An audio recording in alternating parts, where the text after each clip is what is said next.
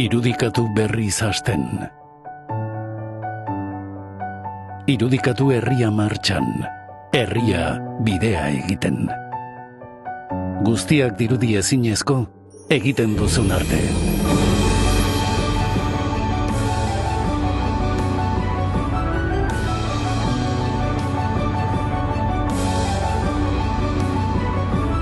Euskal Herria bildu.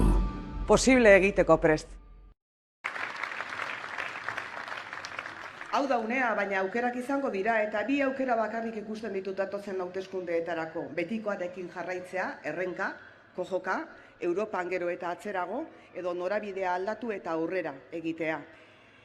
Etorkizuna irabazi, herri honek herri gisara merezi duen etorkizuna irabazi, Euskal Herri libre baten alde egin edo atzera egitea. Bi aukera horiek daude. Horiek dira aukerak, eta Euskal Herria herri bezala aurrera egiteko eta jendea ez bazterrean uzteko eta herri justuago bat eta herri duinago bat izateko aukera bakarra Euskal Herria bildu dela, erabat konbentzituta nago. Lan serioa, lan gardena, azken zentimoraino zorrotz kontrolatutako lana egiten duena, talde jantzia daukagulako, emakume eta gizon kompetenteak dauzkagulako, eta proiektu sendo bat dugulako. Izan ere hemen gobernuan egotea ez baita kontu bakarra, hemen gobernatzea da kontua, eta kontua da nola gobernatzen den. Gobernuan egotea ez da kontu bakarra. Eta Euskal Herria bilduk hori erakutsi duelako nola gobernatzen duen udaletan, eta krisi honetan ere erakutsi du aurrea hartu duela, eta erantzunak eman dizkiela herritarrei gobernatzen dugun udaletan. Ez da bakarrik gobernatzea, baizik eta nola gobernatzen den, herritarrekin parte hartuz, erakundeekin parte hartuz, eragile ezberdinekin elkarrizketan arituz, alderdi politiko ezberdinekin lanean arituz, horrela aritu da Euskal Herria bildu gobernatzen duen herrietan. Beraz, ez da zer bakarrik, baizik eta nola egiten den ere garrantzitsua da. Krisi honek gauza pare bat behintzat utzi dizkigu oso argitan. Lehendik ere ezagutzen genituenak esaten dizuedan bezala. Lehenengoa da zerbitzu publiko indartsuak behar ditugula. Hezkuntza indartsua, osasuna indartsua, nagusien zaintza indartsua behar dugula, itun indartsu bat guztiok kalitatezko enplegua izateko, itun indartsu bat lehen sektorea bultzatzeko, gauza asko utzi dizkigu argitan. Galdetu bestela hemen ambulatorioan nola ibili diren bertako medikuak, bertako enfermerak, erizainak, garbitzaileak, administrariak, nola ibili diran ganorazko babesteko jantzirik gabe, protokoloak egun batetik bestera aldatuz zer egin etzekitela, ea nola ibili diren, eta gainera orain soldata murriztuko ote dieten mehatxuarekin. Edo galdetu eskolan, galdetu irakaslei zer nolako esfortzua egin behar izan zuten goizetik gauera gure seme alabek beraien kurtsoa ia normal jarraitu alizateko. Zer nolako alegina egin duten eta ze zorakeri izan den kurtsoa amaitzeko 2 aste baino geratzen ez zirenean berriz ere ikasgeletara itzuli behar izatera. Lanera esan diete irakaslei, lanik egin izan ez balute bezala pandemiak iraun duen bitartean, lan asko, lan ikaragarria, 24 orduko lana egin dute irakasleek. Begira, hau beste ulertu ez egun kontu bat, eta gauza bera erresidentzietan eta gauza bera hainbat eta hainbat lekutan lehen jasonek esan duen bezala. Birusak hori da, azaleratu egin ditu aspaldian konpontzeko, zuzentzeko, berritzeko, berreraikitzeko genituen gauza asko, eta horixe da egingo duguna. Izan ere gobernu honek gainera, eta Urkulluk berak oso ongi egiten du kulpa bestei botatzearena. Bere eginkizuna propaganda egitea da, baina gure etxeetako atarietan aspaldi jarrita dago propagandarik ez eskerrik asko, eta guk ez dugu propagandarik nahi. Guk nahi dugu herri hau burutu, lidertuko duen, lidergora eramango duen lehendakari bat. Eta ikusten dugu kulpak alde batera botatzen, edo zer gauzaren aurrean Zaldibar gertatu zanean, arrogantziaz beste alde batera begiratzen. Covidaren inguruan, berandu hartu dituzenean erabakiak bestei kulpa botatzen. Eta horrela ez da posible aurrera egitea. Gobernu serio bat merezi dugu, herritarrei erantzungo dien gobernu bat behar dugu, eta aukerak esaten dizkizuedanak. Gertatzen dana da, zalantza daukadala oraingo honetan, bi aukera hoien artean papeleta gehiago ote dauden. Eta berdin izango ote da Partido Sozialistaren papeleta hartzea eta Eusko Alderdi Jeltzalearen papeleta hartzea. Eta hemen badakit lekitxon, Eusko Alderdi Jeltzaleari bozka ematen dion jende asko dagoela, sinistuta gainera jende abertzalea, herria maite duena, baina nik orain gontan esango nieke ongi pentsatzeko boto abertzale horrek nora joan behar duen, berdin izango ote dan eta mendiarentzat berdin balioko duen. Pentsatu dezala ongi herri bezala zer etorkizun nahi dugun eta etorkizun horri erantzuna emateko ze bozka eman behar dan. Bi begi hurbilekoa ikusi eta sentitzeko. Bi begi gaurko arazoak eta etorkizuneko aukerak ikusteko. Bi begi maite ditudanak zaindu eta jendartean bizitzeko. Enuen politikaria izatearekin amets egiten. Nik kazetaria izan nahi nuen, mundua ikusi eta kontatzeko. Urte luzez, albistegiak aurkezten aritu nintzen, gure inguruaren kronika egiten. Zuek, zuen begiekin, telebistan, Euskal Herria eta mundua interpretatzen ezaten. Zoritxarrez nahi baino berri txar gehiago ematea suertatu zitzaidan, eta balio izan zidan gizartearekiko lotura eraikitzeko, empatia garatzeko, politikan gauza batzuk beste sentsibilitate batez egin zitezkeela konturatzeko.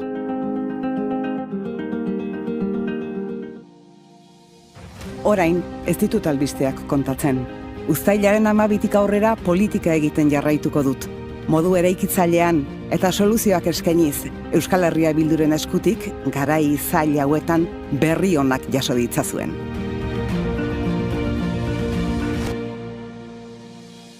Eta ez hori bakarrik, zer etorkizun aurre ikusten dugun, izan ere nahiko argi esan digute, bai hezkuntzan, bai osasungintzan, etorriko dira murrizketak, etorriko da guraiza, naiz eta 8etan txaloak egitera ateratzen ginean denak ginen omenaldizale.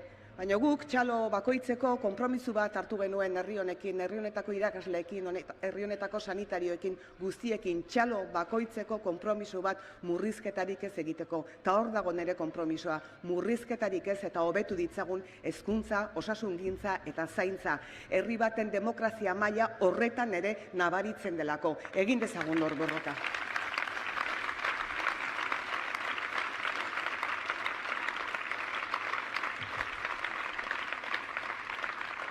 Pandemia honek argitan utzi digun beste kontu bat da, eta beste lezio bat da, krisi hau ezin dutela betikoek ordaindu.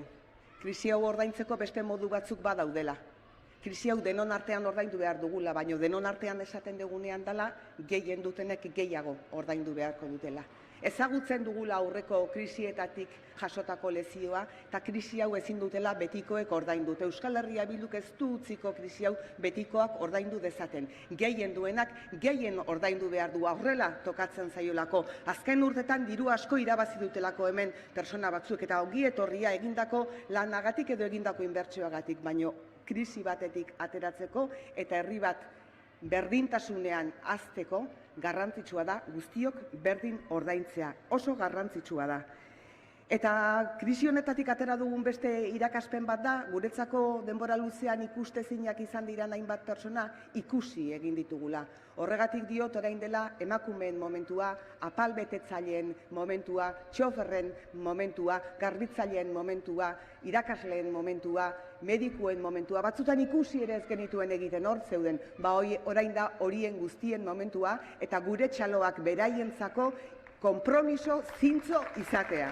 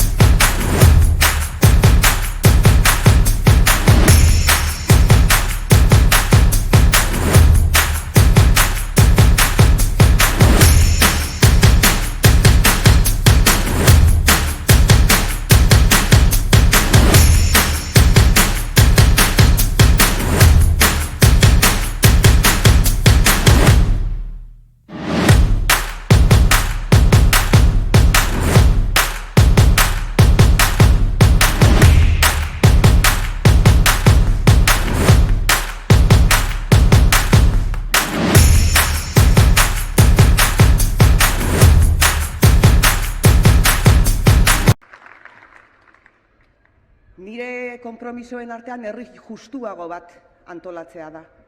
Herri honek era justuagoan bizitzeko eskubidea dauka, eta horregatik itun bat egin nahi dugu. Itun bat egin nahi dugu kolpatuak diren emakumeen alde, tratu txarrak jasotzen dituzten emakumeen alde, violentzia matxista jasotzen duten emakume horien alde, ezin du gehiago gertatu.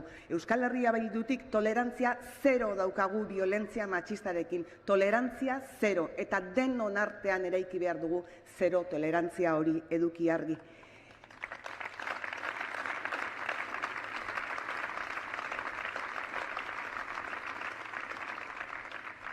Eta ez hori bakarrik, tolerantzia zero eduki behar dugu baita ere korrupzioarekin.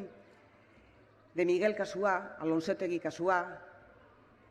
Hemen, Euskal Herrian gertatu dira. Ez dira Nurrutian ez dakin hori egotziko dizkiogun kasuak, hemen gertatu diren kasuak dira. Legealdi honetan dimititu du sailburu batek. Osakidetzako OPEen irregulartasunagatik. Hori legealdi honetan gertatu da, eta gogoratu egin behar dugu. Herri honetan azterketa batera aurkezteak ezin du izan ezberdina hainbeste ikasi duten ikasle ezberdinentzat. Berdintasuna, aukera berdintasuna eskatzen dugu guztientzat.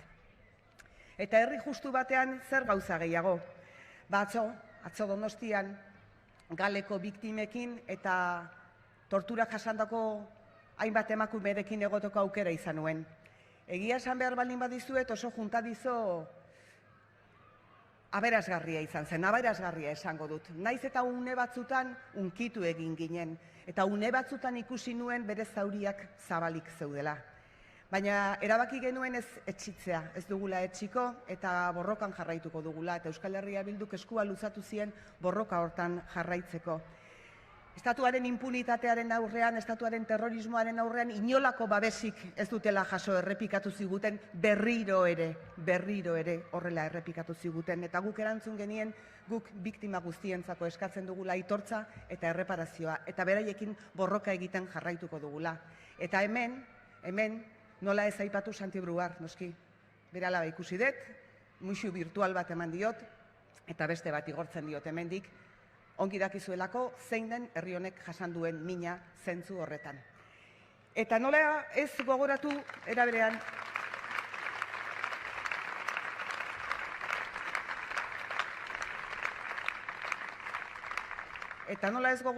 berean konfinamendu garaian ikustezin bihurtu nahi izan dituzten presoak ere. Eta nola ez gogoratu Julen Atxurra Pototok izan duen gaitz larria eta kondiziotan egondan.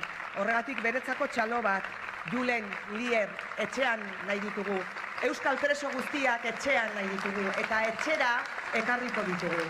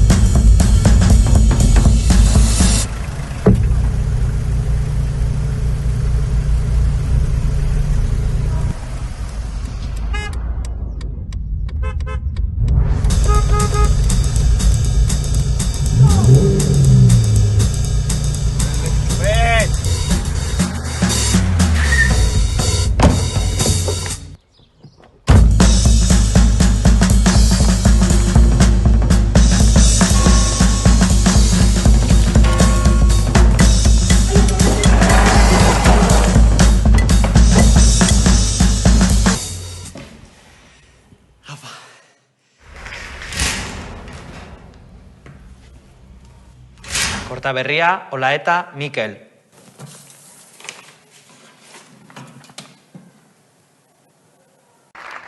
Herri honek ez du inoiz ahaztuko faxismoak zer eragin duen herri honetan.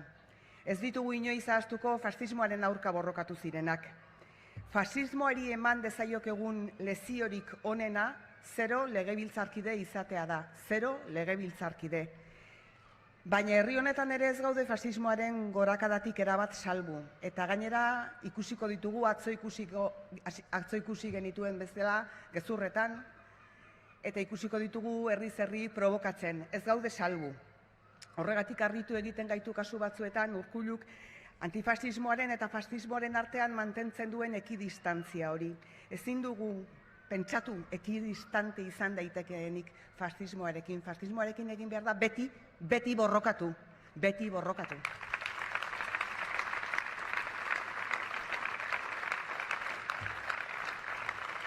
Gernika bombardeatu zutenen artean eta haiekiko ezin dugu inolako ekidistantziarik eduki.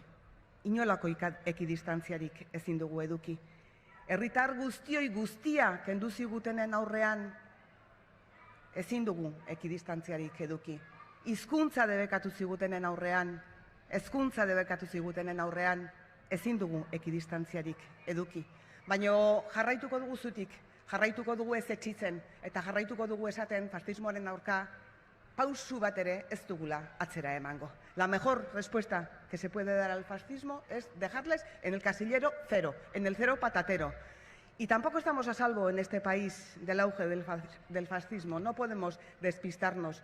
Tampoco estamos a salvo de las mentiras que nos cuenta el fascismo.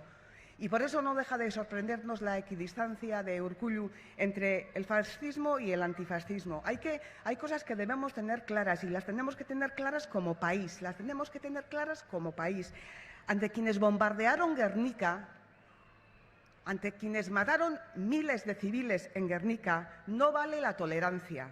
Ante quienes nos arrebataron todos nuestros derechos, no vale la tolerancia. Ante los que nos robaron hasta el idioma, la cultura, ante los que nos quisieron robar todo ello, no vale la equidistancia. Lo único que vale es no dar ni un paso atrás. Y eso es lo que Euskal Herria Bildu hará, no dar ni un paso atrás contra el fascismo.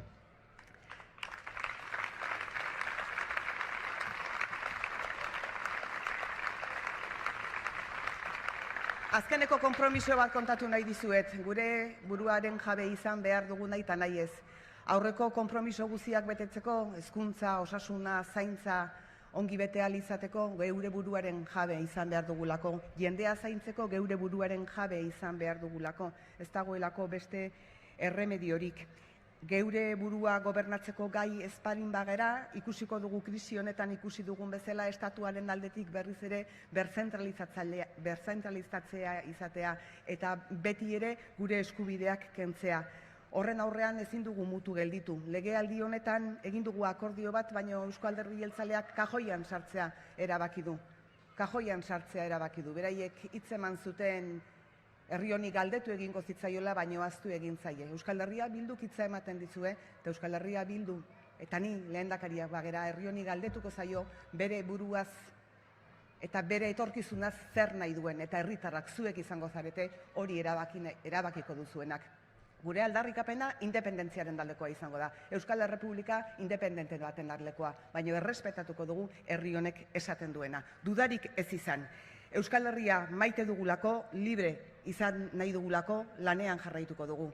Eta behar zaituztegu ondoan, eta behar zaituztegu ondoan datozen egunetan ere, zuetako bakoitzak boto bakna, boto bina, iruna, amarna, 100 boto lotu behar dituelako datorren uztailaren 12an Euskal Herria Bildu indartsua izan dadin. Euskal Herria Bildu indartsu batek bakarrik lortu dezakelako herri honek behar duen transformazioa eta behar duen irauntzea gertatzea. Eta hau da gure momentua. Eta beti esango dizuedan bezala, gora Euskal Herria librea.